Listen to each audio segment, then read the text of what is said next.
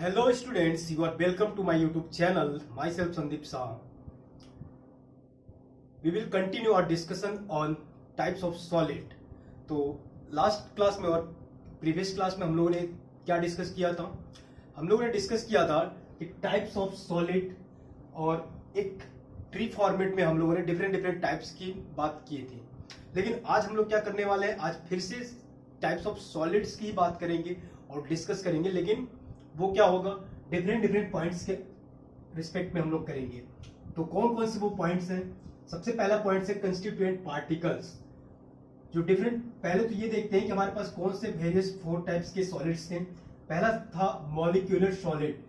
Molecular solid के अंदर हम लोग ने non polar, polar and hydrogen bonded, ये 3 तरह के डिस्कशन किए थे। और उसके बाद जो सेकेंड था ionic solid, then third metallic solid, और फोर्थ था कोवैलेंट और नेटवर्क सॉलिड। तो अब हम ये देखते हैं कि ये इनका मीनिंग क्या है और इन डिफरेंट डिफरेंट जो जिसके रिस्पेक्ट में हमें करना है वो कंस्टिट्यूएंट पार्टिकल्स और बॉन्डिंग फोर्सेस और उनका एग्जांपल भी देखेंगे। तो चलिए सबसे पहले समझते हैं कि कंस्टिट्यूएंट पार्टिकल्स क्या होता है। तो कंस्टिट्यूएंट पार्टिकल, जैसे कि हम लोग डिस्कस किया था कि कंस्टिट्यूएंट पार्टिकल्स वो होते हैं जिनसे मिलकर कोई सॉलिड बना होता है, जो बेसिक एलिमेंट और सबसे स्मॉलेस्ट पार्टिकल जिनसे मिलकर वो बनता है। तो स्मॉलेस्ट नहीं कह सकते, या ये कह सकते हैं कि जिनसे मिलके, कंस्टिट्यूएंट का मतलब होता है कि जिससे मिलके वो बना होता है। तो अब ये देखेंगे कि मेटालिक और इनमें जो डिफरेंट डिफरेंट टाइप्स के सॉलिड्स हैं उनका कंस्टिट्यूएंट पार्टिकल क्या है। और बॉन्डिंग फोर्सेस की बात करें तो जो उनके वो जो कंस्टिट्यूएंट पार्टिकल्स होंगे उनके बीच में अट्रैक्शन फोर्सेस होगा। तो वो फोर्स ऑफ अट्रैक्शन होता है जिसके थ्रू एक दूसरे से वो कंबाइंड रहते हैं और उसके बाद सॉलिड का जनरेशन होता है, फॉर्मेशन होता है। तो वो कौन से बॉन्डिंग फोर्सेस क्या क्या हैं, किस तरह के बॉन्डिंग फोर्स होंगे और फिर उनका एग्जांपल देखेंगे। तो चलिए, ये बहुत इंटरेस्टिंग होने वाला है और इनमें जो कंसेप्ट यूज होगा वो आप लोगों ने प्रीवियस क्लास या फिर 11th क्लास की केमिस्ट्री में ऑलरेडी पढ़ा होगा। अब वो पूरा डिटेल में हम डिस्कशन नहीं करेंगे, हम सिर्फ देखेंगे कि किस तरह के वो डिफरेंट डिफरेंट टाइप्स हो सकते हैं। तो पहला मॉलिक्यूलर सॉलिड। मॉलिक्यूलर सॉलिड की अगर हम बात करें तो यहाँ पे जो कंस्टिट्यूएंट पार्टिकल होगा वो क्या हो जाएगा, मॉलिक्यूल्स होगा। यानी कि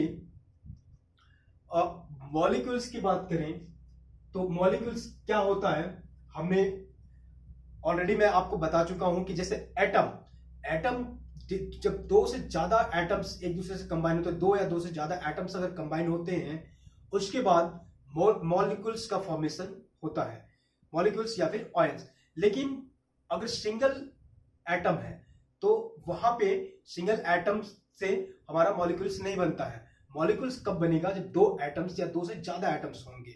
तो अब यहाँ पे ये जो मॉलिक्यूलर सॉलिड में कंस्टिट्यूएंट पार्टिकल्स क्या हो जाएगा, मॉलिक्यूल्स होंगे। कंस्टिट्यूएंट पार्टिकल्स क्या हो जाएगा, मॉलिक्यूल्स होंगे, मॉलिक्यूल्स। ठीक है, इन तीनों में होगा मॉलिक्यूल्स, इन तीनों में ही मॉलिक्यूल्स होगा। Non polar, polar and hydrogen bonded, तीनों में ही मॉलिक्यूल्स होंगे, मॉलिक्यूल्स। अब हम देखते हैं कि बॉन्डिंग फोर्सेस की बात करते हैं। चलिए, बॉन्डिंग फोर्सेस को समझना है और कंस्टिट्यूएंट पार्टिकल को समझना है तो मैं बहुत ही इजी एग्जांपल दे रहा हूं।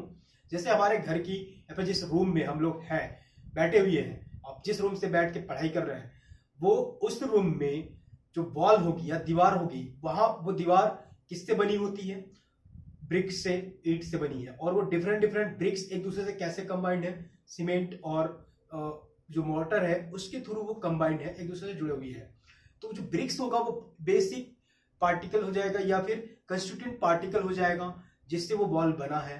और उनके बीच में जो सीमेंट का यूज हुआ है वो सीमेंट क्या हो जाएगा, बॉन्डिंग फोर्सेस हो जाएंगे, बॉन्डिंग फोर्स या फिर बॉन्डिंग, उनके बीच में जो बॉन्ड फॉर्मेशन कर रहा है वो एक फैक्टर हो गया। तो अब उसका एग्जांपल भी हम देखेंगे। तो यहाँ पे मॉलिक्यूलर सॉलिड में हमने देखा क्या कि मॉलिक्यूल्स है, कंस्टिट्यूएंट पार्टिकल। और बॉन्डिंग फोर्सेस क्या हो जाएंगे, नॉन पोलर की बात करें तो नॉन पोलर में, अब यहाँ पे मैं लिख रहा हूं इसका मतलब वो नॉन पोलर के लिए है। तो नॉन पोलर के लिए जो बॉन्डिंग फोर्सेस होंगे वो डिस्पर्जन, ठीक है, डिस्पर्जन फोर्स होता है, डिस्पर्जन बॉन्ड वाला जो फोर्स होता है वो होगा।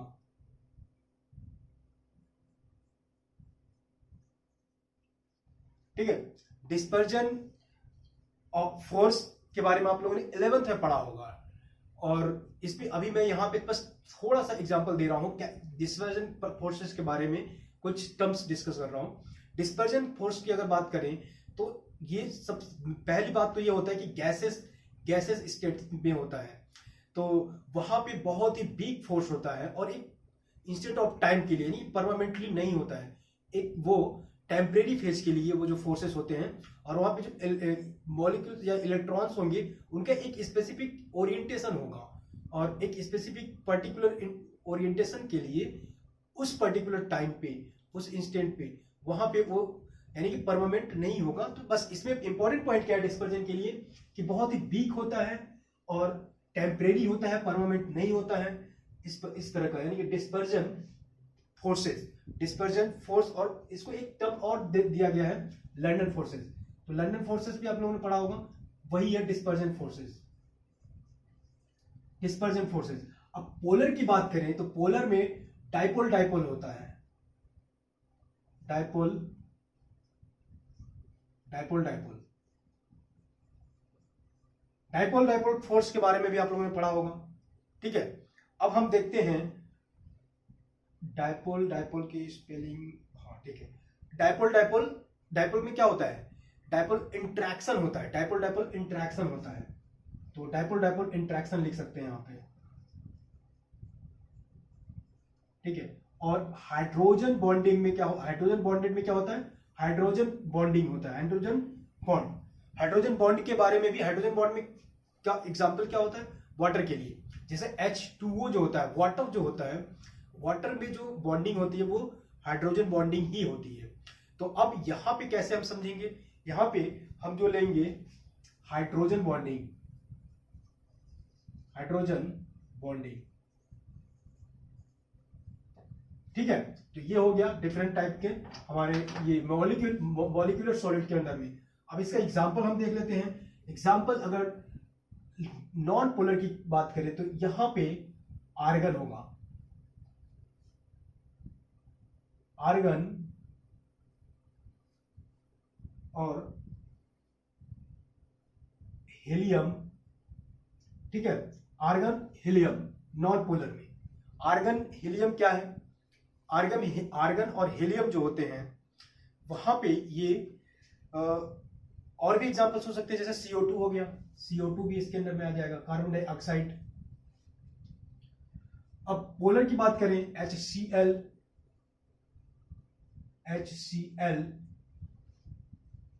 पोलर में HCl आ गया, और एग्जांपल इसके बहुत सारे हो सकते हैं, जैसे SO2 सल्फर डाइऑक्साइड, और यहां पे हाइड्रोजन बॉन्डिंग के लिए तो वही होगा H2O, लेकिन यहां पे क्या होगा, सॉलिड फॉर्म में होगा, तो यहां पे आइस लेंगे हम, ठीक है, आइस लेंगे, यहां पे वाटर नहीं लेंगे। वाटर क्या होता है, लिक्विड फॉर्म में होगा, लेकिन अभी यहां पे हाइड्रोजन बॉन्ड की जो बात कर रहे हैं वो आइस फॉर्म में, सॉलिड फॉर्म में होगा। तो ये हो गया मॉलिक्यूलर सॉलिड के लिए। अब हम आयोनिक सॉलिड की बात करते हैं। आयोनिक सॉलिड में जो कंस्टिट्यूएंट पार्टिकल्स होंगे वो क्या होंगे, आयंस होंगे, ठीक है, आयंस, आयन होंगे। आयन क्या होते हैं, वही जो हम लोगों ने डिस्कस किया था, निगेटिवली चार्ज और पॉजिटिवली चार्ज केटायन और anion. Introduction first class में हम लोगों ने ये डिस्कस किया हुआ है, ठीक है। तो अब इसका एग्जांपल देखते हैं। बॉन्डिंग फोर्स क्या होंगे, बॉन्डिंग देखिए, आयोनिक बॉन्डिंग जब होती है तो वहां पे नेगेटिव और पॉजिटिवली चार्ज होते हैं, तो उनके बीच में इलेक्ट्रोस्टैटिक फोर्सेस या कूलॉम्बिक फोर्सेस होते हैं। इलेक्ट्रोस्टैटिक फोर्सेस के बारे में आप लोग फिजिक्स में इलेक्ट्रोस्टैटिक चैप्टर में पढ़ा होगा। तो वहां पे इलेक्ट्रोस्टैटिक्स का इलेक्ट्रोस्टैटिक्स के चैप्टर में वहां पे जो इलेक्ट्रॉन का फ्लो होता है उसके थ्रू इलेक्ट्रिसिटी फ्लो होती है, तो कुछ उस टाइप का कंसेप्ट यहाँ पे यूज होगा। तो यहाँ पे कूलॉम्बिक और कूलॉम्बिक, इसको थोड़ा सा नीचे लिखूं ताकि वो डिफरेंशिएट हो जाए, कूलॉम्बिक और इलेक्ट्रोस्टैटिक फोर्स, स्टैटिक फोर्स, ठीक है। तो ये आयोनिक के अंदर में आ गया। अब इसका एग्जांपल बोले एग्जाम्पल की बात करते हैं तो NaCl तो पता होगा, सोडियम क्लोराइड, और ये हम लोगों ने एग्जाम्पल डिस्कस भी किया हुआ है already.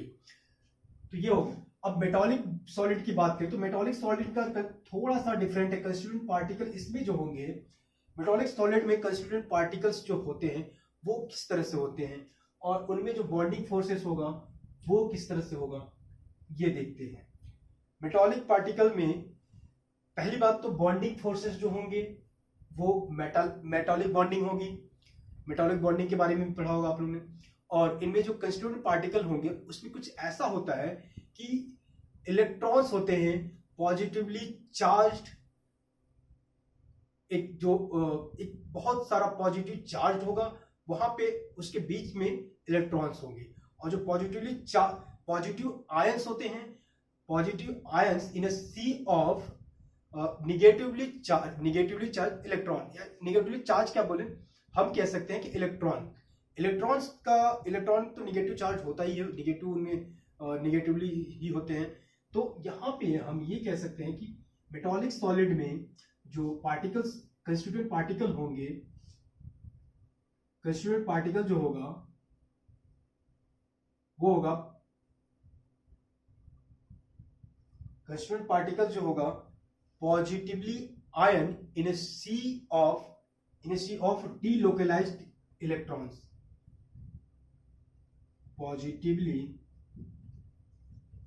positively charged ions in a positively charged ion in a delocalized, हम इसको लिखते हैं फिर से समझ लेंगे अगर समझ में नहीं आया होगा तो, in a sea of delocalized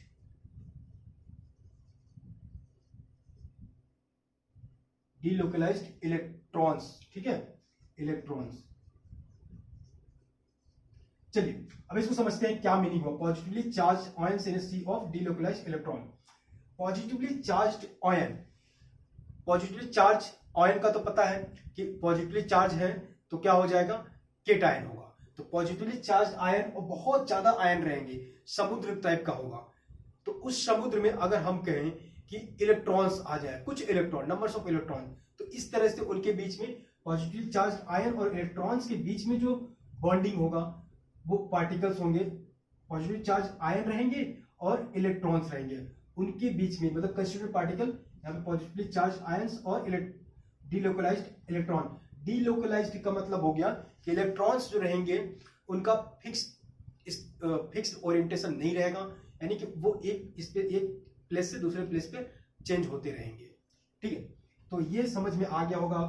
तो बॉन्डिंग क्या होती है, बॉन्डिंग फोर्सेस की करें देखें तो मेटालिक बॉन्डिंग होती है, मेटालिक बॉन्डिंग। और इसका एग्जाम्पल बहुत सारा हो सकता है। एग्जाम्पल देखें तो आयरन हो गया, कॉपर हो गया, इस तरह से बहुत सारे एग्जाम्पल्स हो सकते हैं।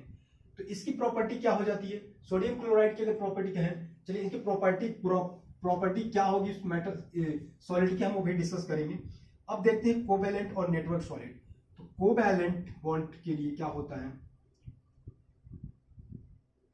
कोवैलेंट बॉन्ड में कैसे फॉर्मेशन होता है कोवैलेंट बॉन्ड का, एटम्स इसमें जो ये होंगे कंस्टिट्यूएंट पार्टिकल जो होंगे वो एटम्स होंगे, ठीक है, कंस्टिट्यूएंट पार्टिकल्स एटम्स होंगे। और बॉन्डिंग फोर्सेस इनमें जो होगा, बॉन्डिंग फोर्स जो होगा कोवैलेंट है तो कोवैलेंट बॉन्डिंग होगा, कोवैलेंट बॉन्डिंग होगी।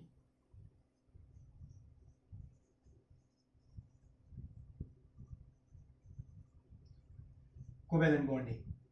और एग्जाम्पल की बात करें तो कार्बन हो सकता है, ग्रेफाइट हो सकता है, कार्बन, ग्रेफाइट, जैसा कि इसमें एग्जाम्पल डायमंड का हो सकता है, ठीक है। तो ये हो गया डिफरेंट टाइप्स ऑफ सॉलिड्स। अब हम लोग ने डिफरेंट टाइप्स ऑफ सॉलिड के बारे में डिटेल में स्टडी कर लिया। तो यहां से अब प्रॉपर्टीज का डिस्कशन करते हैं। तो मॉलिक्यूलर सॉलिड में नॉन पोलर्स का जो होगा, यहां पे क्या किस फॉर्म में हो सकता है, गैसेस फॉर्म में हो सकती है। गैसेस फॉर्म में होंगी तो वहां पे उसका वो जो प्रॉपर्टी जो होगी बहुत सॉफ्ट होगी, और हाइड्रोजन बॉन्डेड में हाइड्रोजन H2O आइस लिए तो आइस सॉलिड में है तो सॉलिड होगा तो हार्ड होगा, ठीक है। और अब आयोनिक सॉलिड की बात करें सोडियम क्लोराइड की, तो सोडियम क्लोराइड का क्या प्रॉपर्टी होता है? सोडियम क्लोराइड एक्चुअल में अगर देखें तो ब्रिटल है, सॉलिड तो है, हार्ड है, लेकिन ब्रिटल भी होता है, वो आसानी से ब्रेक हो जाता है, टूट जाता है। अब मेटालिक सॉलिड की बात करें तो मेटालिक सॉलिड बहुत ही स्ट्रांग होता है, और स्ट्रांग होने के साथ साथ उसकी प्रॉपर्टी होती है कि बहुत मेलेबल और डक्टाइल होता है। अब मेलेबल और डक्टाइल क्या होता है वो आप देख लीजिएगा। कोवैलेंट और नेटवर्क सॉलिड, यहाँ पे ये ग्रेफाइट सॉफ्ट भी हो सकता है, और डायमंड जो होता है वो बहुत हार्ड होता है। तो ठीक है, अब ये हम लोग ने पूरा different types of solid discuss कर लिए, इसको जल्दी से नोट कर लीजिए। उसके बाद हम अब बहुत ही इंटरेस्टिंग टॉपिक नेक्स्ट जो डिस्कस करने वाले हैं, तो आई थिंक ये समझ में आ गया होगा। अब चलिए मैं ये इरेज कर रहा हूं, या फिर आप इसका स्क्रीनशॉट ले लीजिए, पूरा एक टेबल फॉर्म में मैंने बनाया हुआ है, आपको लिखने में अगर प्रॉब्लम होगी तो आप इसको स्क्रीनशॉट ले सकते हैं।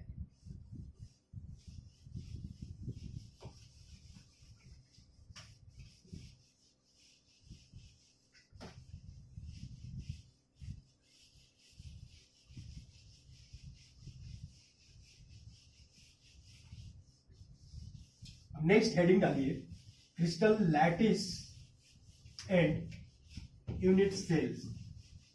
ठीक है, अब जो डिस्कस कर रहे हैं वो बहुत इंपॉर्टेंट और इस चैप्टर के लिए सबसे इंपॉर्टेंट पॉइंट होने वाला है, क्योंकि इसमें नंबर ऑफ क्वेश्चंस किसी भी कॉम्पिटिटिव एग्जाम से लाइक जेईई मेंस में बहुत ज्यादा आ सकते हैं।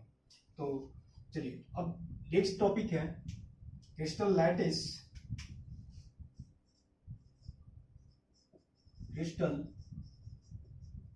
लैटिसेस एंड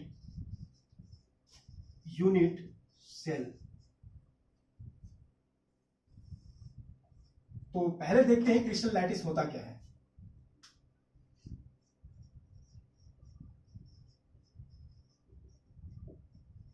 क्रिस्टल लैटिस क्या होता है ये देखते हैं।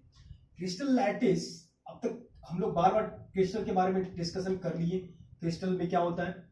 क्रिस्टल में हम लोगों ने बताया था क्रिस्टलाइन जो सॉलिड होता है वहां पे एक रेगुलर पैटर्न होता है किसका, कंस्टिट्यूएंट पार्टिकल का, और अमॉर्फस में कोई भी एक पर्टिकुलर फॉर्म में एक ओरिएंटेशन या उनका पैटर्न नहीं होता है, लेकिन क्रिस्टलाइन, तो इसलिए हम लोग क्रिस्टल लैटिस क्रिस्टल के बारे में बात कर रहे हैं। अब देखेंगे इसमें जो वर्ड नया आया है टर्म क्रिस्टल लैटिस, तो जो क्रिस्टल जो फॉर्मेशन होता है क्रिस्टलाइन सॉलिड जो होगा वहां पे एक रेगुलर पैटर्न होता है कंस्टिट्यूएंट पार्टिकल का। तो जो कंस्टिट्यूएंट पार्टिकल होगा वो फ्री स्पेस में एक रेगुलर पैटर्न में एक दूसरे से कंबाइंड रहते हैं, ठीक है। तो इसको हम अगर डेफिनेशन की बात करें कि डेफिनेशन क्या हो जाएगा, a regular 3 dimensional arrangement of constituent particles. Constituent particle को यहां पे हम क्या कहेंगे, points in a free space, ठीक है। तो अब चलिए इसका डेफिनेशन लिख लीजिए, क्या होगा क्रिस्टल लैटिस का, regular 3 dimensional regular 3 dimensional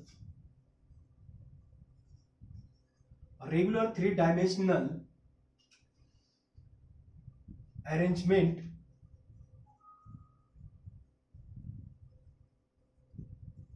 of regular 3-dimensional arrangement of constituent particle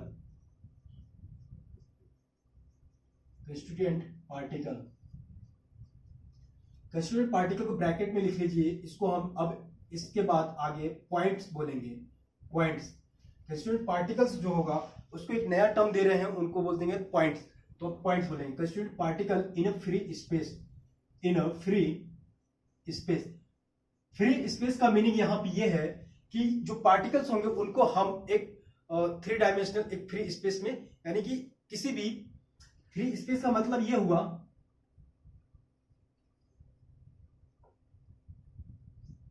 FREE, free space. तो अब इसको समझेंगे कैसे, इसका मीनिंग क्या हो रहा है एग्जांपल्स के थ्रू। सबसे पहले अब देखते हैं कि क्या हो रहा है। सपोज करते हैं कि हम एक क्यूबॉइड फॉर्म में, 3 डायमेंशनल फॉर्म में, एक क्यूबॉइड फॉर्म में हम पॉइंट्स को लेते हैं। तो देखिए थ्री डायमेंशन का मतलब हो रहा है कि एक्स वाई जेड तीनों डायरेक्शन में होना चाहिए, एक्स वाई एंड जेड। तो अब यहां पे सबसे इंपॉर्टेंट पॉइंट क्या हो जाएगा कि सपोज करते हैं कि हमारे पास एक पार्टिकल है, या ये कंस्टिट्यूएंट पार्टिकल ये हो गया, एक एटम या कंस्टिट्यूएंट पार्टिकल हो गया, तो दूसरा एटम यहां पे हो गया, तीसरा एटम ऐसे हो गया, चौथा, ये 4 एटम्स हो गए। इस तरह से अगर हम इन एटम्स को अरेंज करें फ्री स्पेस में 3 डायमेंशन में, अभी हमें एक्स और वाई प्लेन में लिए तो सिर्फ 2 डायरेक्शन में मिला है, अब फिर तीसरे डायरेक्शन में वो इस इधर हो जाएगा और ये ऐसे होगा। तो अब देखिए इसको हम इस तरह से 3 डायमेंशन में अगर देखें तो तीनों डायरेक्शन में हो जा रहा है, एक्स वाई और जेड डायरेक्शन में, और तीनों डायरेक्शन में जब हम इनको अरेंज करेंगे, कंबाइन करेंगे, तो क्या होगा,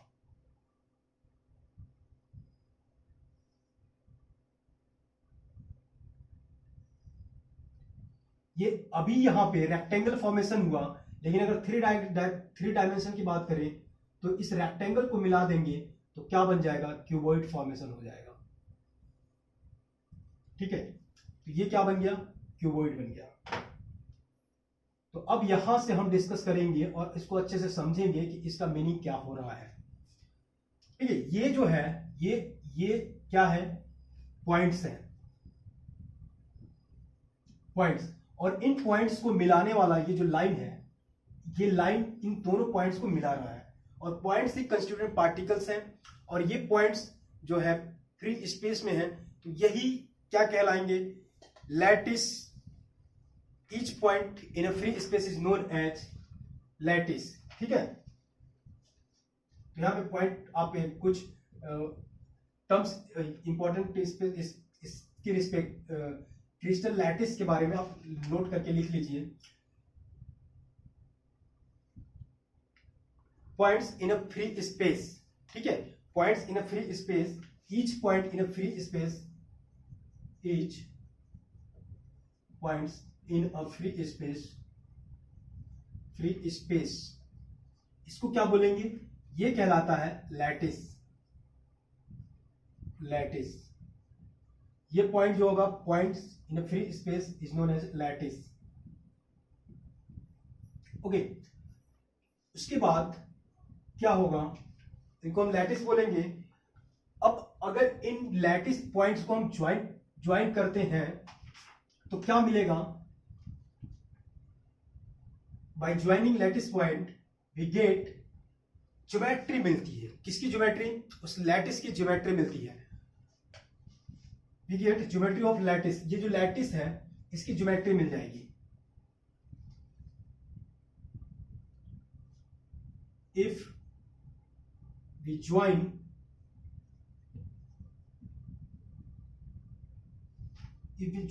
लैटिस पॉइंट, समझ में आ रहा है कि नहीं, देखिए ये इन पॉइंट्स को हम ज्वाइन कर रहे हैं तो ज्योमेट्री मिली। कैसी ज्योमेट्री मिल रही है, अभी हमारे पास जो ज्योमेट्री मिली है वो 3 डायमेंशन में क्यूबॉइड फॉर्म में मिली है, और अगर 2 डायमेंशन में देखें तो रेक्टेंगल फॉर्म में मिला था।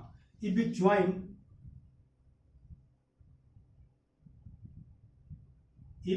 Join each point, if we join point by line, if we join points by line, तो क्या हो जाएगा, इससे ज्योमेट्री ऑफ लैटिस की मिलेगी हमें यहां पे। तो वी गेट, देन अब पूरा स्टेटमेंट लिख ही लेते हैं, then we get geometry of lattice, geometry of lattice, lattice की हमें ज्योमेट्री मिल गई। ये दो टॉपिक थे इसमें, मतलब 2 पॉइंट थे, वो पॉइंट अलग है और ये पॉइंट अलग है, इसमें कंफ्यूज मत होइएगा। ठीक है, हिंदी में उसको बिंदु बोलेंगे, ये जो पॉइंट है ये अलग चीज है। तो ये हम लोगों ने डिस्कस कर लिया, क्या होगा, लैटिस, क्रिस्टल लैटिस के बारे में डिस्कस कर लिया। अब हम देखते हैं यूनिट सेल क्या होता है। यूनिट सेल के बारे में अब डिस्कस करते हैं। तो देखिए यूनिट सेल, अब जैसे हम लोग इन पॉइंट को ज्वाइन करके इस लाइन के थ्रू हमने ये पॉइंट को ज्वाइन किया, तो लैटिस, यहां पे लैटिस की ज्योमेट्री मिली, और ये जो ज्योमेट्री क्यूबॉइड फॉर्म में एक स्मॉलेस्ट यूनिट मिला है किसी भी सॉलिड जब सॉलिड का फॉर्मेशन होगा तो सॉलिड का जो उसका स्मॉलेस्ट यूनिट होगी वो क्या कहलाएगी, स्मॉलेस्ट यूनिट और पार्ट ऑफ क्रिस्टल लैटिस। चलिए अब नेक्स्ट क्या है, unit cell.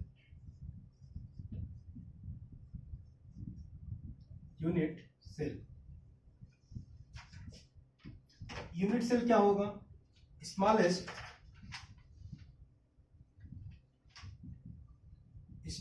Part of a crystal lattice.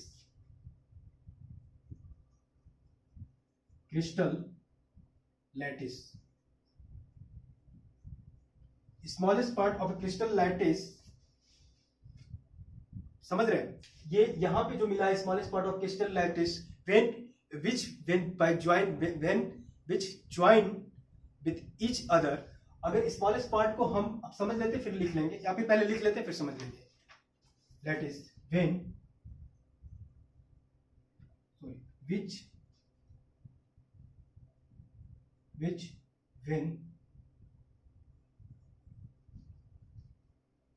join with each other,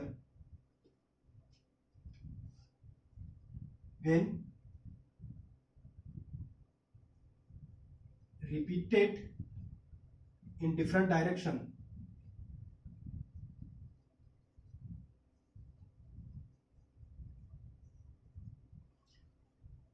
smallest part of crystal lattice which इस स्मॉलेस्ट पार्ट क्या है, क्रिस्टल लैटिस का ये स्मॉलेस्ट पार्ट है जिसको हम अगर डिफरेंट डायरेक्शन में कंबाइन करें, ज्वाइन करें तो क्या मिलेगा, क्या मिलता है, ज्योमेट्री, एंटायर ज्योमेट्री मिलेगी। ठीक है, different direction then entire geometry is form, entire geometry is form.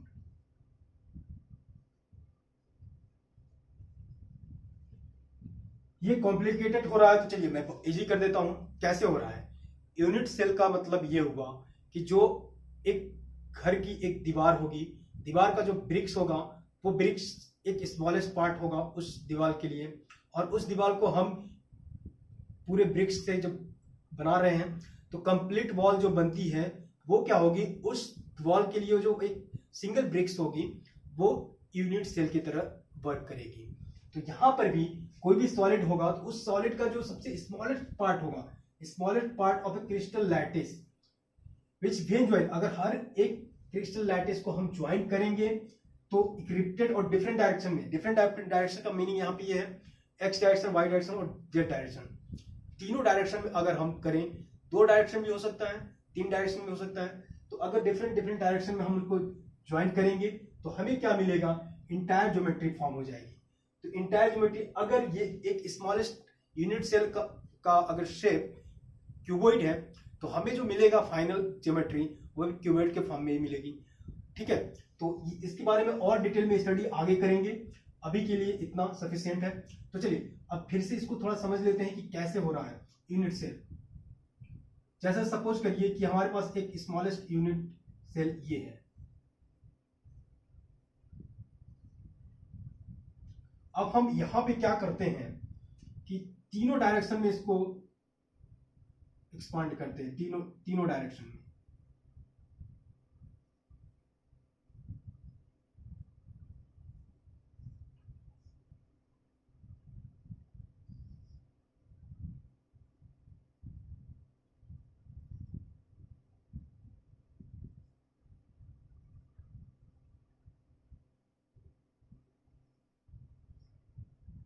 देखिए क्या मिल रहा है हमें,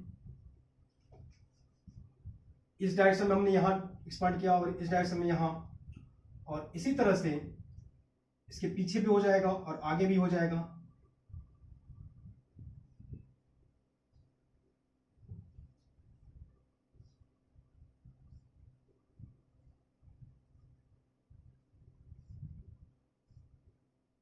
ठीक है, और ये रिपीटेड पैटर्न चलता जाएगा और फाइनली हमें एक बड़ा सा मिल सकता है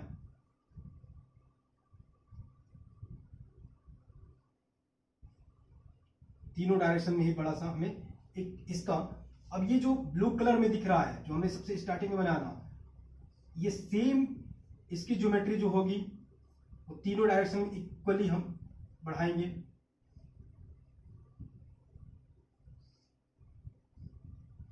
तो यहां पे ये जो स्मॉलेस्ट यूनिट हुई वो यूनिट सेल कहलाएगी इस क्रिस्टल लैटिस के लिए। ठीक है, तो ये समझ में आ गया होगा। अब हम देखते हैं जो नेक्स्ट पॉइंट होगा वो ये देखते हैं कि हमने यहाँ पे किया क्या, इस क्रिस्टल लैटिस के लिए इस लाइन के थ्रू ज्वाइन किए थे। तो इस क्रिस्टल लैटिस के कुछ पैरामीटर्स हैं वो हम डिस्कस करते हैं। तो पैरामीटर्स क्या होंगे इस यूनिट सेल के लिए? पहला जो पैरामीटर होगा, पहला पॉइंट इसमें जो होगा वो हो जाएगा इसका जो डायमेंशंस होगा, लेंथ जो हमने लेंथ की बात की है, जो उस लेंथ की जो लाइन हमने ज्वाइन किया वो इसका डायमेंशंस की अगर बात करें कि इस लाइन का डायमेंशंस क्या होगा, dimension of line, dimension along 3 edges,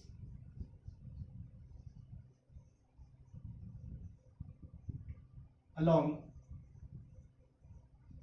3 edges,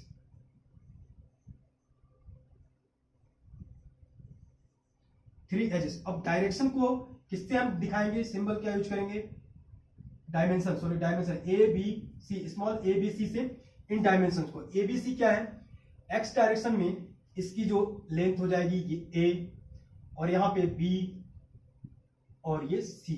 ठीक है, इस तरह से। अब क्यूबॉइड है तो ए बी सी तीनों सेम हो सकता है, बाकी दूसरे शेप के लिए उसका जो डायमेंशन होगा ए बी सी का वो डिफरेंट हो सकता है। अब जो सेकेंड आएगा, angle between these edges, angles between edges, angles between edges. अब एंगल को हम किससे डिनोट करेंगे, अल्फा, बीटा और गामा। अब ये कैसे होगा वो भी देखते हैं। यहां पे अभी अगर 3 डायमेंशंस के फॉर्म में हम यहां पे देखें तो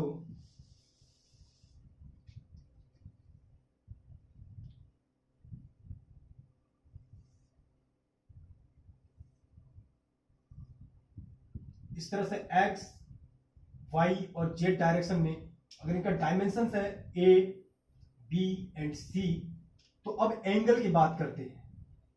यहां पे एंगल अल्फा हो जाएगा, ये एंगल बीटा हो जाएगा और ये एंगल गामा हो जाएगा। तो ये तीनों एंगल्स, अब यहां पे एंगल्स बिटवीन एजेस, ये अगर लेंथ ए है, बी है और सी है तो एंगल भी वहां पे हम रिस्पेक्टिव एंगल भी देख सकते हैं। तो यूनिट सेल के लिए ये इंपॉर्टेंट पॉइंट था।